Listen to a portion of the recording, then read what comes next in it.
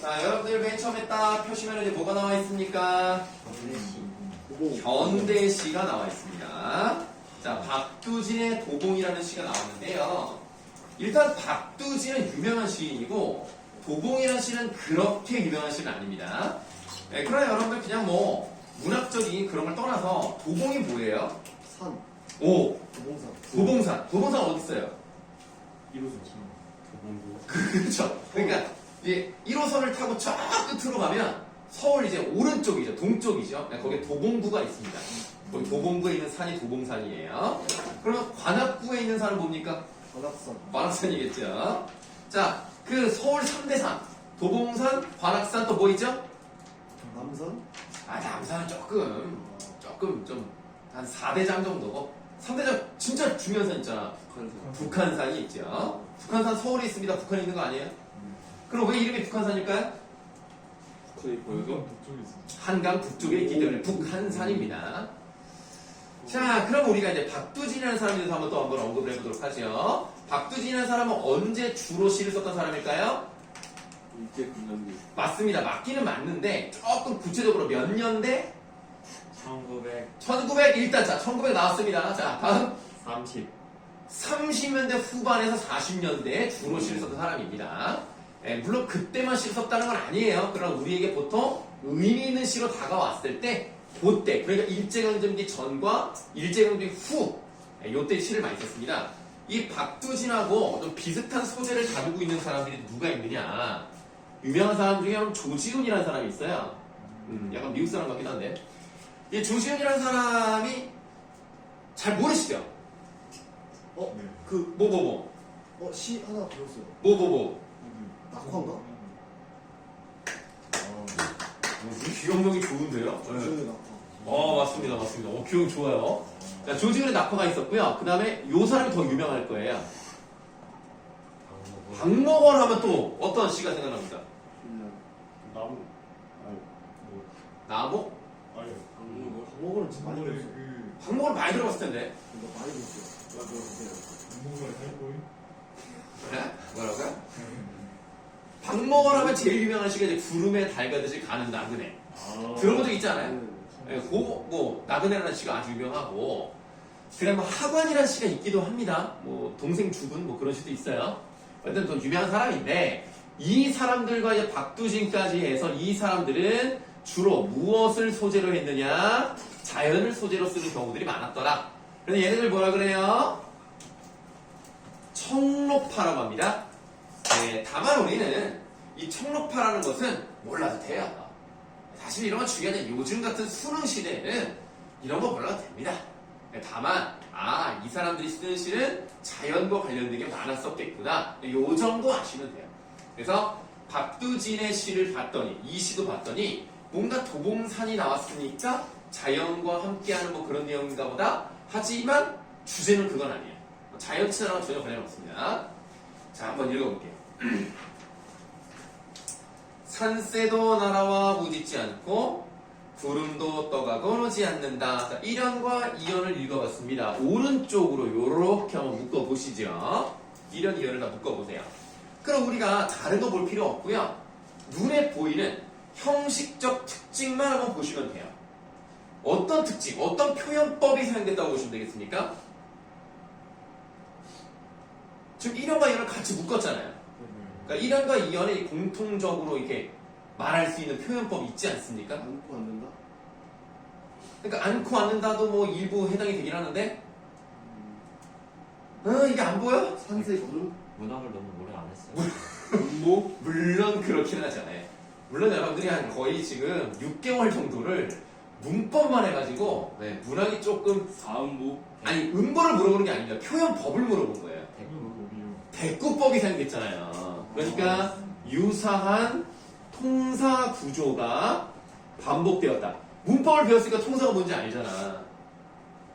문장이라고 보세요. 문장 구조가 반복됐으니까 대꾸법이 생겼다. 그 다음에 이제 문법적으로 한번 더 들어가 볼게요. 오지 않는다야 는이 들어갔어. 는 같은 거 뭐라 그러지? 현재 시제 선언어미라고 하죠. 그러니까 현재형이 사용됐구나. 이것도 눈에 보이죠. 그러니까 여러분들이 문법을 안 배웠으면 모르겠는데 문법을 배웠으니까 문법을 이용해서 뭔가 여기 특징을 찾아내시면 되는 거예요. 그 다음에 또 내용적으로 볼게요. 산새가 날아와 울지도 않고요. 구름은 떠가고는 오지도 않아요. 그럼 어떤 분위기를 형성하고 있습니까?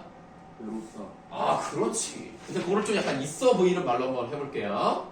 절대적 고독과, 그리고 너무 조용하니까 뭐라 그래? 정막.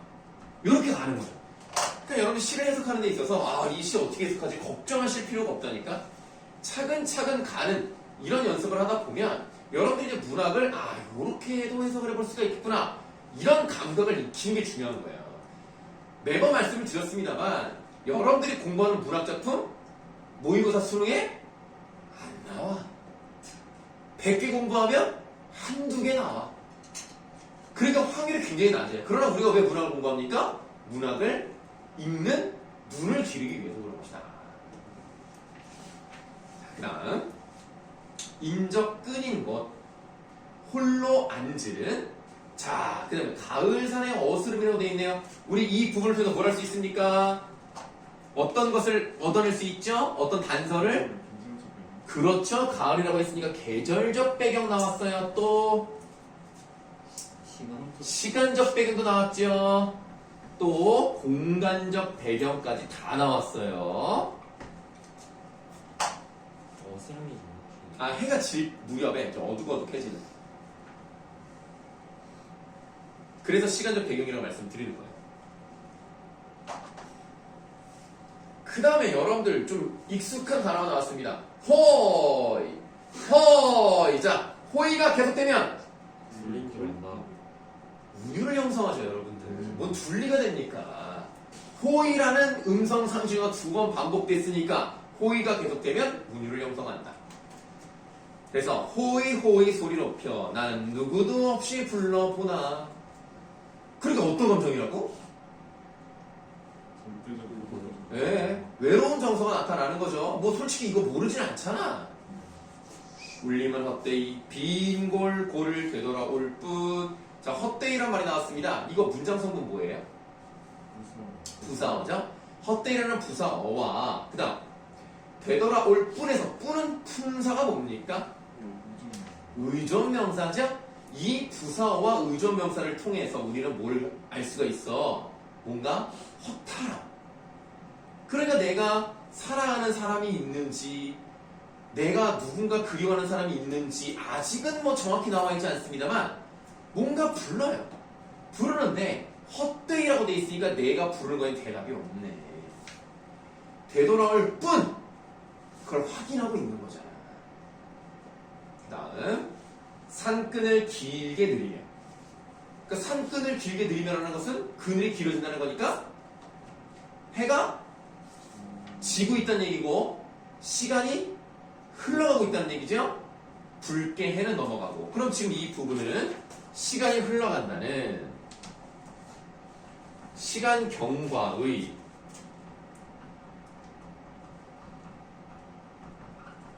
시각적인 표현이다. 어렵지 않잖아.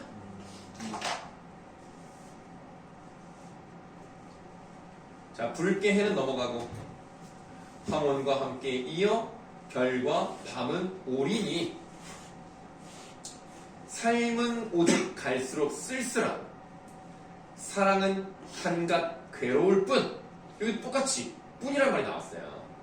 한갓이란 말은 다른 것 없이 겨우 정도의 의미입니다. 그러니까 사랑이라는 것은 다른 거 다 모르겠고 딱 한 가지만 얘기해 본다면 사랑은 괴로운 것이다. 그럼 사랑은 왜 괴로울까요? 왜 그렇게 느끼는 거예요? 괴로운 그렇게 표현하지 말고. 그럼 말만 바꾼 거잖아, 그거. 그러니까 왜 괴로운 겁니까? 사랑하는 사람이 원하는 곁에 없으니까. 그러니까 괴롭다라는 거죠. 우리가 이런 말을 통해서 누군가와 헤어졌나? 아니면 그 사람과 사랑을 이루지 못했나? 이런 느낌을 받으셔야 된다는 거예요. 그대 위하여, 이 그대가 사랑의 대상인가 보지? 그대 위하여 나는 이제도 이 긴 밤과 슬픔을 갖거니와 이 밤을, 자, 밤에다가 네모 그럼 이 밤이라는 것은 어떤 시간이에요? 어둡죠. 그러니까 어두운데 괴로운 시간. 괴로운 시간 맞아. 괴로운 시간 맞아. 왜 괴로워? 사랑을 나누는 시간. 사랑을 나누는 시간이요? 사랑을 나누면 2배가 되니까요. 네. 자, 그대를 향한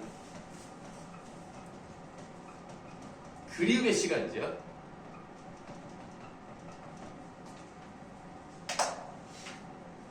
여기까지는 뭐 별로 어렵지 않았습니다. 자, 이제 여러분들이 이 문학적인 어떤 능력을 발휘할 시간이 됐어요.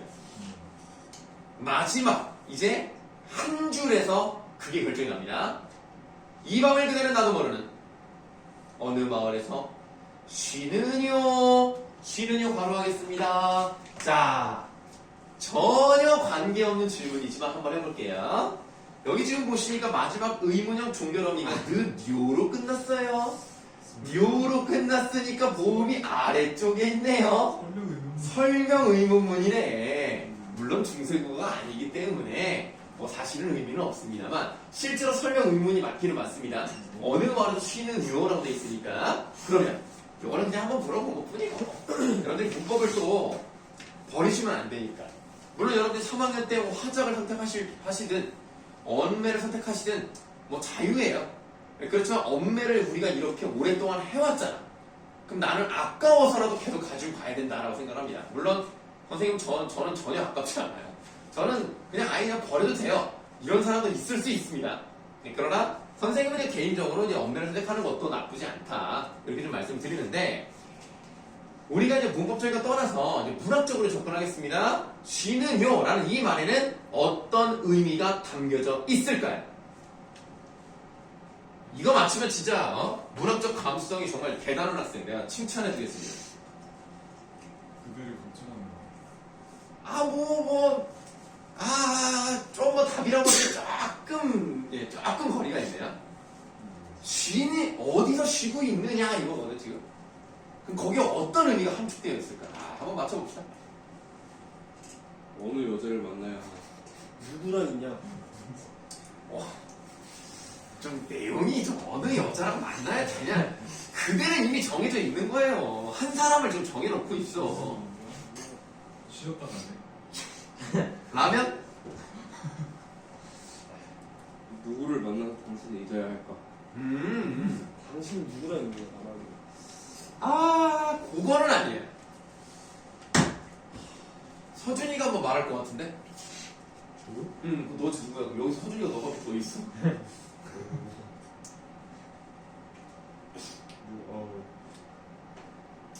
그냥 아무 생각이 없었던 거예요?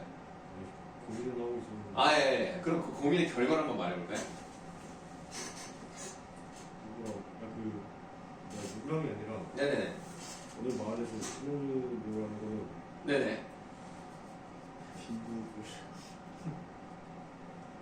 난 진짜 기대해. 기대된다. 어떤 대답이 나올지 와, 진짜 기대된다. 우리를 다 깜짝 놀라게 해줄 그런 대답 나올 것 같아. 아니 그게 대단한 건 아닌데 그냥 자기가 찾아가고 있으니까. 내가 갈 거니까 네. 기다려라. 네. 그건 아니고 쉬고 있다는 건 뭐예요? 언젠가는 다시 온다는 얘기죠. 그래서 일단 빨리 돌아와 달라. 요건 조금 이제 재미없는 표현이고 재밌게 표현할게요. 헤어짐이 어떤 것이다? 일시적인 것이다. 요게 문학적이죠. 그러니까 곧 만날 수 있을 것이라는 믿음을 가지고 있습니다. 그래서 이런 부정적인 것을, 이런 힘든 시간을 버틸 수 있는 거예요. 올 게 분명하니까. 이거 마지막이 너무 좋았어요. 이런 게 시죠.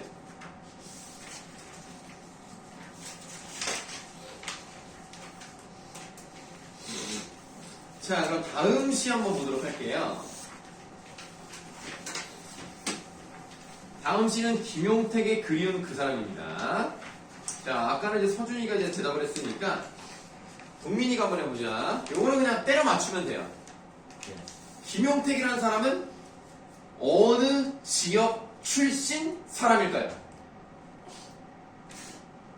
자, 고르시면 됩니다. 그냥 딱 그냥 그 약간 도로 해야 되나요? 도로 갑시다. 네. 도.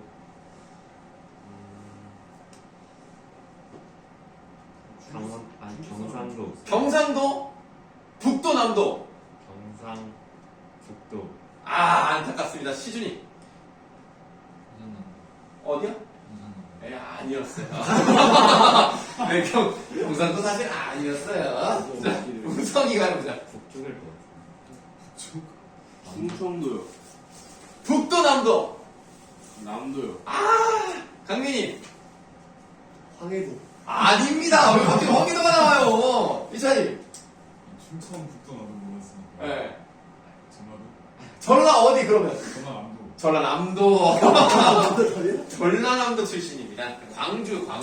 그래서 우리가 이제 김용택이라는 사람의 시를 딱 봤을 때 꼭 그래야 되는 건 아니지만 광주 쪽을 딱 떠올리시면 좀 도움이 되는 부분들이 있어요.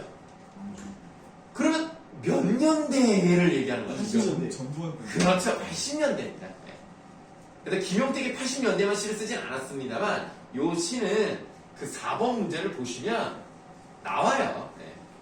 1980년대 암문화 시대 현실 속에서 이런 말이 나오기 때문에 이런 게 다 나와 있지만 혹시라도 안 나올 수도 있으니까 김용택이라는 사람의 시는 섬진강이라는 시가 제일 유명하거든요. 그러니까 섬진강 하면 딱 전라도 아닙니까? 그래서 우리가 이제 이 사람이 이제 그런 쪽으로 얘기를 할 가능성이 있겠구나라는 것도 한 번쯤 참고해보는 것도 괜찮다. 자, 맨 처음에 여러분들 오늘 도라고 돼 있어요. 도에다가 괄호하세요. 자, 도는 품사가 뭐예요? 보조사. 보조사라고 하는 것은 어떤 의미를 더해주는 것이다. 그럼 여기서 도라는 말은 매일매일 했다는 얘기네. 오늘 도니까. 자, 먼저 필기할게요. 기다림의 지속. 이렇게 한번 써볼게요.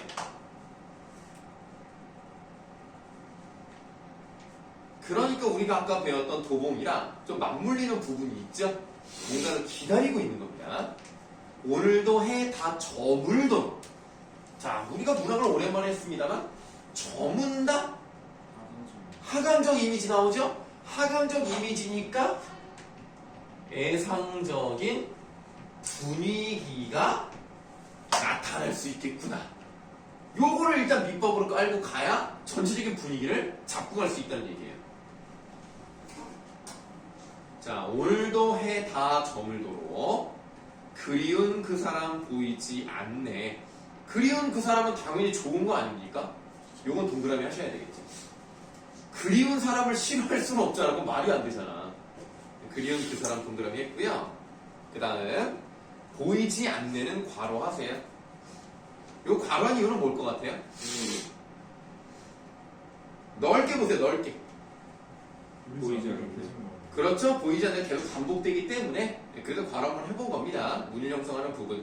그래서 괄호는 여기만 할게요. 다른 데는 안 할게요. 자, 언제부턴가 우리 가슴속 깊이 뜨거운 눈물로 숨은 그 사람. 그러니까 가슴속 깊이 있다는 것은 추억 속에 있는 대상인데 뜨거운 눈물이니까 뭔가 슬픈 거랑 관련이 있는 것 같아. 뜨거운 눈물로 숨은 그 사람 오늘도 보이지 않네. 노냇노원 가득 개구리들이 울어요. 저기 저 산만 어둡게 일어나 돌아앉아 어깨 들먹이며 이렇게 들썩들썩하면서 울고. 그럼 지금 이 부분에서는 당연히 의인화가 되어 있다라는 것은 쉽게 알 수 있습니다만 우리가 의인화는 뭐 따로 쓸 정도는 아닙니다. 우리가 일반적으로 고등학교에서는 의인법이라는 말 자체는 잘 나오지 않고요. 만약에 나온다고 하더라도 인격화했다 요 정도는 나온다. 네, 그런데 우리는 그 정도는 쓰지 않겠습니다. 더 중요한 건 뭘까요? 개구리가 울었고요. 산이 울었어요. 감정이입을 쓰셔야 되는 겁니다. 감정이입이 돼 있죠. 그게 중요한 거예요. 시적 화자가 그렇게 생각을 하고 느끼기 때문에 개구리와 산이 운다고 느끼는 겁니다. 화자의 감정이 들어가 있는 거고요. 자, 보리때 들불은이라고 되어 있는데 보리 아시죠? 보리에다가 이제 불을 붙여가지고 그 들을 밝히는 불을 보리때 등불이라고 해요. 들불이라고 해요. 보리떼 들불은 들을 뚫고 치솟아 들을 밝히지만 그 불길 속에서도 그 사람은 보이지 않습니다. 그러니까 뭔가 좀 우울해. 약간 희망이 없어 보인단 말이야. 그럼에도 불구하고 이 사람은 기다리고 있는 거예요. 언젠가는. 그러니까 언젠가라는 말이 2번 반복됐다는 것도 확인해 볼 수 있고 라는 감탄사가 사용됐으니까 영탄법이 사용됐다는 것도 확인해 볼 수 있어요. 지금은 절망적일 수 있겠습니다만은 언젠가는 이 칙칙한 어둠을 찢어요. 찢으니까 이 어둠이라는 건 좋은 거겠어, 나쁘겠어? 이건 나쁜 거겠죠. 그럼 어둠에다 세모. 그럼 우리가 아까 문제 4번에서도 한번 봤듯이 이 어둠은 뭘 상징하겠어? 이거 좀 쉽지 않습니까? 네, 이게 80년대니까 군사 정권의 암흑기죠.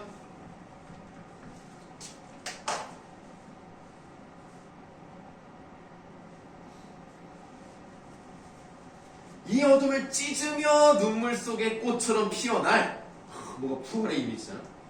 그게 누가 그렇게 피어난다고?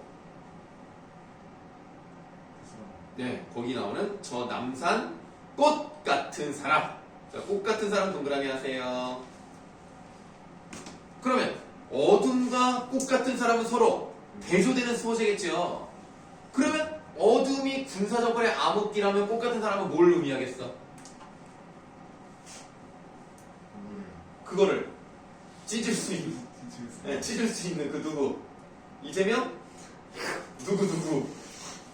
누구야? 아니, 그러니까 사람을 말하는 게 아니라 그냥 어떤 추상적 대상을 말씀하시면 돼요. 쉽게 생각해. 논 군사정. 아니, 꼭 사람이라고 하지 말라니까. 그냥 추상적인 대상 말하면 돼요. 군사 정권이 아닌 것. 그게 뭐야? 문민 정부. 아니, 민중 말고. 아예 자유. 뭐 민주화.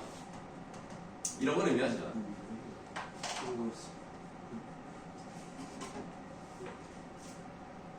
자, 남산 꽃 같은 사람 어느 어둠에 덮여 있는지 하루.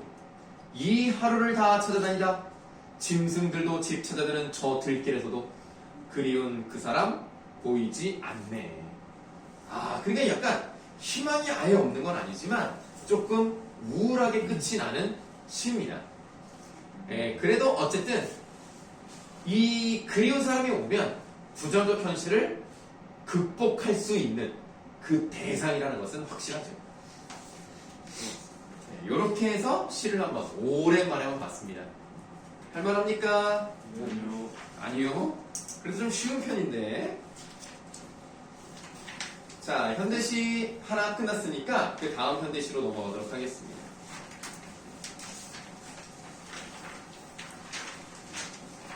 이렇게 목이 많지? 여러분들 뭐 산타 할아버지한테 선물 받아요? 아니요. 왜? 착한 어린이가 아니야 이제? 산타가 어린이가 아니에요. 산타가 없어요. 산타는 있습니다. 혹시 폴라 익스프레스라는 3D 애니메이션 보셨나요? 그거 진짜 그 포레스트 검프를 만든 그 로버트 제미키스라는 유명한 감독이 톰 행크스가 맞아요. 톰 행크스가 그거 맞아요. 톰 행크스가 연기하고 더빙한 거예요. 뭐 이랑 약간 입혀가지고 맞아요. 톰 행크스가 4가지 역할을 해요. 역시 노배우.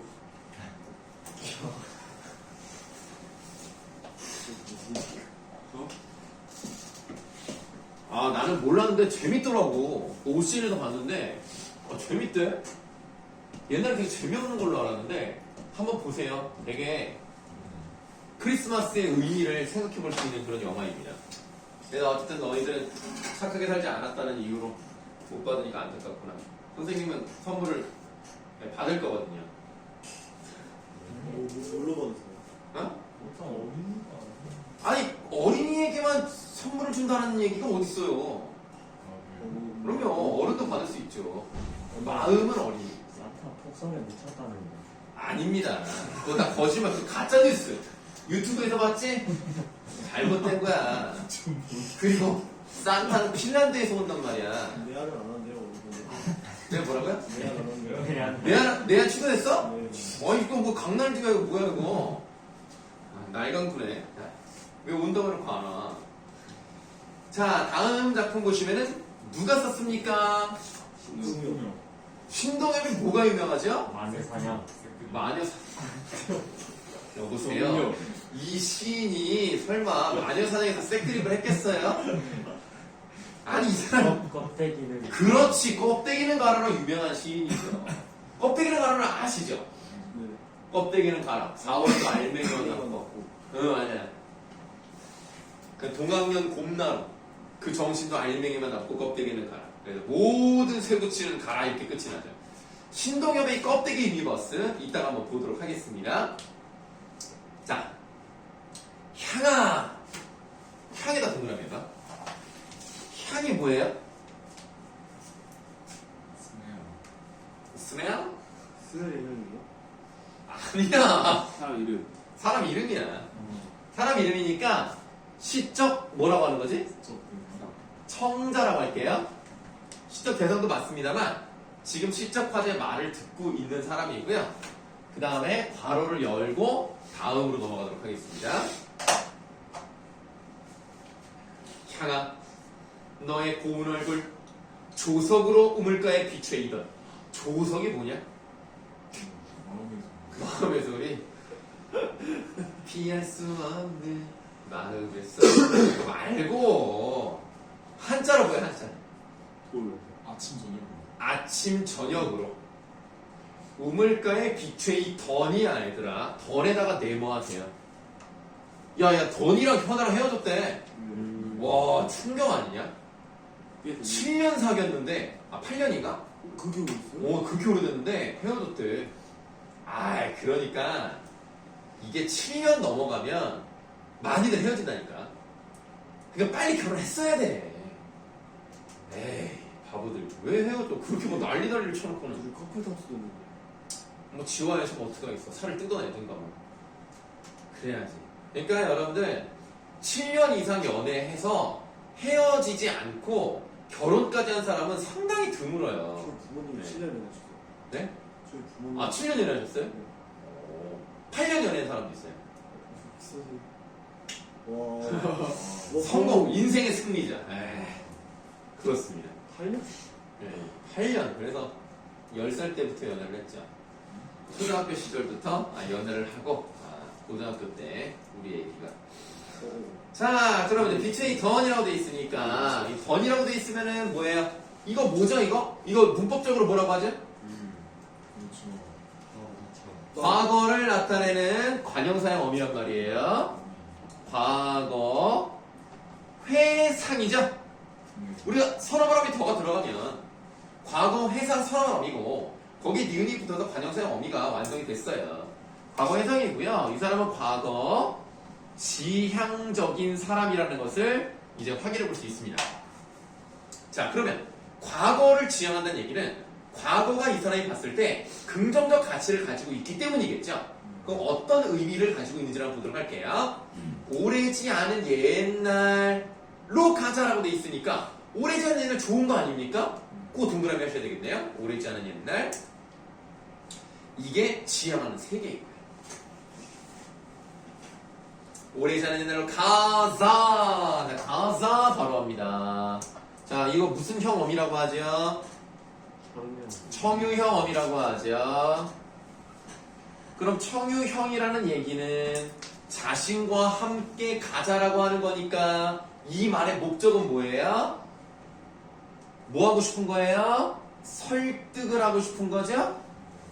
그리고 이 시를 전체적으로 보시면 향이가 얘기하는 부분은 없어요. 그러나 말하는 사람이 분명히 있고 말을 듣는 사람이 있기 때문에 대화가 나오진 않지만 이런 걸 뭐라고 할 수 있어요? 대화체라고는 할 수 있습니다. 그럼 이게 대화체라는 것은 또 어떤 것도 알 수가 있냐면 이 향과 함께 가고 싶은 거야. 그럼 아까 우리가 처음에 동거를 쳤던 향은 어떤 존재야? 시적 화자가 동행하고 싶은 대상인 거예요. 부럽네.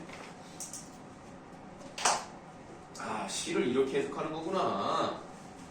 처음부터 알 수는 없지만 뒤에 있는 것들을 전제로 깔고 다시 돌아와서 해석을 해볼 수가 있는 거예요. 자, 오래지 않은 옛날로 가자. 그 다음에 혹시 여기서 힙합 좀 한다. 휘천이 힙합 좀 하나? 어제 무대 뒤집어 놓으셨어요. 아, 정말 찢었어요 그냥? 아, 그러니까 완전 찢은 건 아니고 약간 좀 스카치 테이프 정도로 붙일 정도로 찢었다. 아, 그럼 거기 이연 한번 느낌 살려서 한번 읽어볼래? 수수룩거리는 좀 느낌 살려서. 수수룩거리는 수수바사의 걸쭉스러운 웃음이 네, 들려가고 거기까지만, 거기까지만. 수수락거리는 수수바사이 걸쭉스러운 이런 식으로 딱 나와줘야 뭐 덧말렉 정도는 된다. 이렇게 보시면 되겠습니다. 아쉬워요? 자, 지금 여기서 왜 굳이 수수럭이란 말을 썼느냐? 여기랑 라임을 맞추고 싶어서 그랬겠죠. 그냥 이게 수런되는, 다시 말하면 이제 수근되는, 요렇게 써도 되는 것을 굳이 수스럭거린다라고 표현했습니다. 수스럭거리는 수수바사의 걸쭉스런 웃음들 들려 나오며, 그럼 여기까지 어떤 심상이 주된 심상입니까? 청각이죠? 그 다음, 호미와 바구니를 든 환한 얼굴, 그림처럼 나타나는 석양. 그럼 이쪽은 뭐가 강합니까? 이것도 시각이 강하죠? 그러니까 이제 청각과 시각이 이제 순서대로 나와 있는 것을 볼 수가 있는데, 지금 이런 느낌이죠. 해가 탁 쳐. 사람들이 수수밭에서 일을 열심히 하고 함께 이야기 나누면서 하하하호 이러면서 뭐 오늘 어땠네 이렇게 얘기를 하면 나오는 거야. 이러한 것들에 대해서 긍정적으로 인식을 하고 있는 거죠. 구슬처럼 흘러가는 냇물가 맨발을 담그고. 자, 맨발 동그라미 합시다. 얘들아, 맨발은 단어의 짜임이 어떻게 돼 있는 거예요?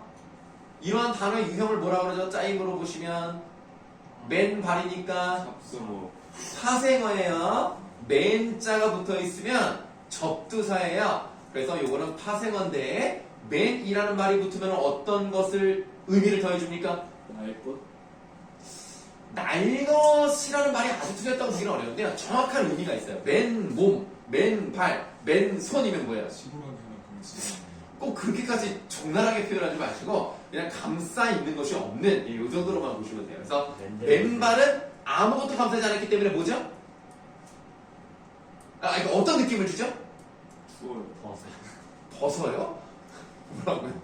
벗은 느낌. 아니 그러니까 그 어떤 것도 있지 않은 그냥 순수함. 순수함이잖아. 순수함을 쓰세요. 근데 내가 아까 그냥 딱 살짝 들고 지나갔는데 혹시 맨드람이라고 했나요? 맨들맨들.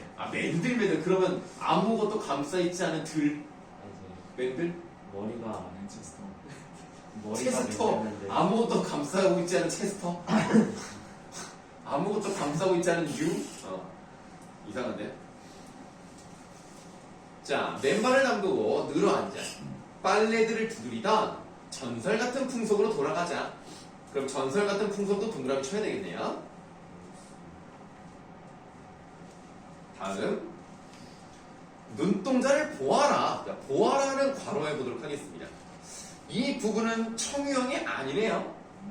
명령형으로 바뀌었죠? 그럼 뭐를 봐야 하는가? 뭐를 이렇게 강조하고 싶은 것인가? 향한, 회올리는, 이렇게 막 휘가 막 올라가는 무지갯빛 허울의 눈부심에 넋 빼앗기지 말고라고 했으니까 여기에 우리가 정신을 팔거나 영혼을 팔면 안 돼. 허울이란 말 자체가 좋은 게 아니에요. 그래서 허울에 움직이는 성, 뭐 이런 말도 있는데 허울의 눈부심, 여기다가 세모를 하시겠습니다. 문법할 때 너무나 나도 힘들어가지고 너무 질리도록 문법을 해가지고 그냥 문학하니까 너무 좋다. 자, 허울의 눈부심이라는 것은 허울이니까 뭐야? 그렇지! 껍데기 유니버스야. 말씀드렸죠? 자, 실속이 없어요. 실속은 없고 겉만 화려한 거죠.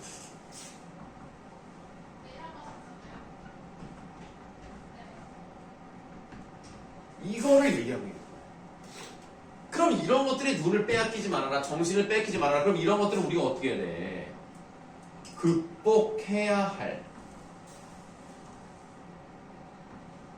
현실의 모습을 담고 있는 거예요. 그러니까 우리가 여러분들도 뭐 머릿속으로는 알고 있잖아요. 물질 만능 시대, 돈이면 최고, 겉으로 보이는 화려함, 그 속에 들어있는 올바른 정신과 인성을 얘기하는 것이 아니라 겉으로 볼 때는 높은 자리, 아 멋있다, 아 돈 많다, 아 막 3억씩 막 쓰고 막 2억 세금 안 내고 막 그런 사람 있잖아. 그렇게 우리가 뭔가 겉으로 볼 때만 좋아 보이는 이런 것에 넋을 빼앗기면 안 돼요. 철따라 푸짐이 두레를 먹던 뭐 이런 말들은 좀 어렵기 때문에 원래는 나와줘도 될 만한데 안 나왔다? 그럼 그냥 넘어가시면 돼요. 두레를 먹는 것 자체는 이 시의 본질은 아니기 때문에 넘어가도 되지만 둘러 앉아서 함께 뭐 음식을 나눠 먹었다든가 뭐 이런 의미예요. 자, 철따라 푸짐이 두레를 먹던 정자나무 마을로 돌아가야 됩니다. 정자나무 마을 동그라미 하셔야 되겠죠. 정자나무 마을. 자, 돌아가자. 미끈덩한 기생충의 생리와 허식에 인이 배기기 전으로.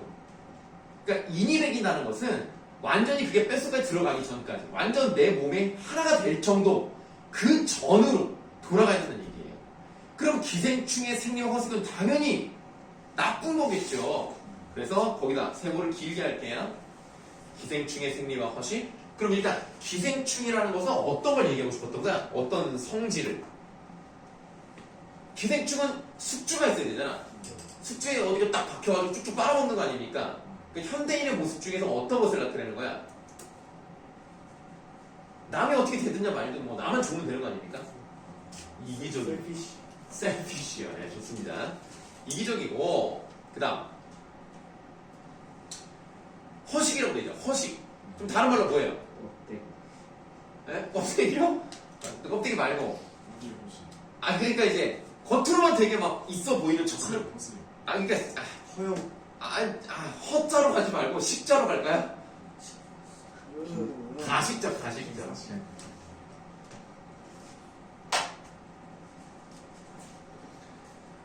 기생충의 생리와 허식의 인이 배기기 전으로 눈빛 아침처럼 빛나던 우리들의 고향. 우리들의 고향 동그라미. 우리들의 고향 병들지 않은 젊음으로 찾아가자꾸나. 향아 허물어질까 두렵노라. 그리고 밑줄 얼굴 생김새 맞지 않는 발돋움에 흉내를 난 그만 내자라고 돼 있어. 그러니까 얼굴 생김새랑 그 발돋움의 흉내는 완전 딴판인 거예요. 그럼 발돋움의 흉내는 뭐냐면 내가 뭔가 이렇게 이러고 있죠. 이러고 막 저렇게 됐으면 좋겠다. 저 높이 올라갔으면 좋겠다. 뭐 이런 거를 말하는 겁니다. 그러면 얼굴 생김새에 맞지 않았다면 향이는 어떤 생김새를 가지고 있었을까?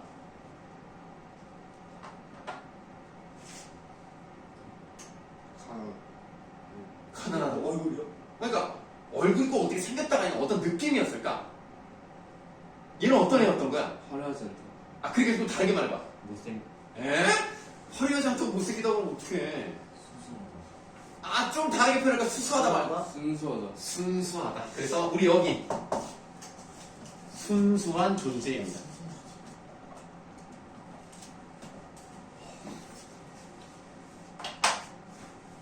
강민아, 얼마 전에 선생님이 엄마한테 너 자랑이면서 내 자랑을 했다. 내가 또 다시 우리 엄마한테 허상가를 보여주고 엄마, 제가요 지금 내가 가르치고 있느라고 연예인의 선생님입니다. 이러면서 네. 내가 생각날 때마다 얘기를 한다. 나중에 다시 그 길을 갈 수도 있는 거야. 그걸 내가 지금 밑밥을 깔고 있으니까 네. 원장 사인 미리 받아놔야 되는데 나중에 나중에 나 잊으면 안 돼.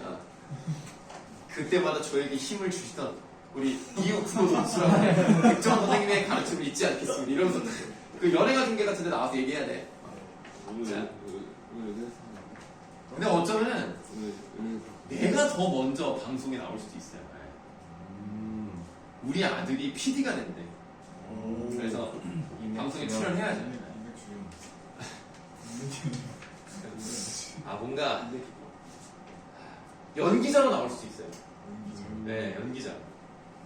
내가. 카메오. 아니 뭐 나중에 이제 한 대사 그리고 내가 옛날에 말했는지 모르겠지만 지금 이제 작년에 이제 졸업한 애들 중에서 그 영화 감독이 된다는 얘가 있었어요. 그렇습니다. 이미 다 계약서 구두 계약을 마쳤기 때문에 네, 하루에 8시간 주유수당 포함 해서 하루에 8만 원이었던 것 같아요. 그러니까 지금으로 8만 원이 물가 상승률 계산해서 나중에는 10만 원 이상으로 대사 있는 걸로 출연시켜주기로 했기 때문에 나중에 영화로 나올 수 있습니다. 그렇죠. 약간 뭐랄까 헤어질 결심에 나오는 김신영 같은 느낌이랄까? 그게 나올 수 있어요. 자, 그래서 얼굴 생김새에 맞지 않는 발도둑의 흉내나 그만 내자라고 했기 때문에 이건 뭘 의미하느냐? 인간의 본성에 어울리지 않는 성공과 출세 지향의 삶을 나타냅니다.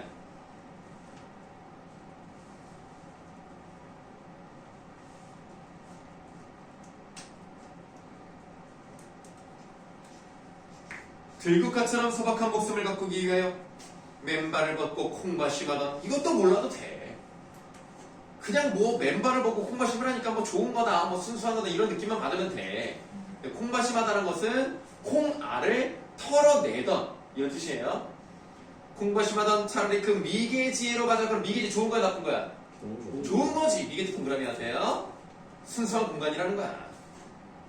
다리 뜨는 명절밤 비단 치마를 아끼며 떼지어 춤추던 또 동그라미 하세요. 전설 같은 풍속. 이 전설 같은 풍속이 2번 나왔죠? 네. 풍속으로 돌아가자. 냇물 굽이치는 싱싱한 마음밭으로 돌아가자. 싱싱한 마음밭 잘려있지만 동그라미. 자, 열심히 공부했으니까 쉬는 시간. 자, 나이스. 표정 원래